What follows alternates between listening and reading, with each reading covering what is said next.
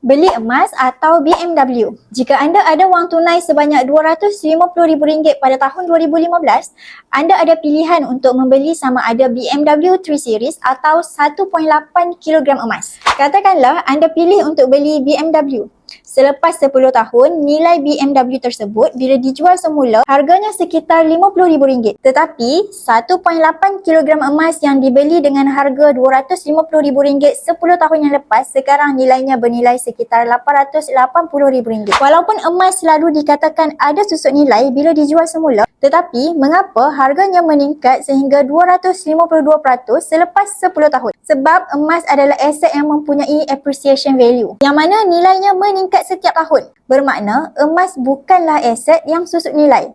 Berbeza dengan kereta, ia adalah aset yang susut nilainya atau aset dengan depreciation value. Selepas 10 tahun, nilainya susut sebanyak 80%. Siapa yang memiliki BMW, anda boleh menayangkan kekayaan. Emas ini pula disimpan dalam peti besi, tiada siapa yang tahu tentang kekayaan anda. Tetapi, selepas 10 tahun, emas 1.8 kilogram sudah sama nilainya dengan 3 biji BMW. Ilmu tentang emas ni sangat luas. Ia bukan sahaja membantu untuk mengukuhkan kewangan anda, malah ia boleh melindungi simpanan anda dari jatuh nilai. Bagi yang berminat untuk mengalihkan sebahagian simpanan jangka panjang ke dalam bentuk emas fizikal bersama Public Gold, anda boleh rujuk pin video saya atau klik link di bio untuk saya bantu sebaiknya.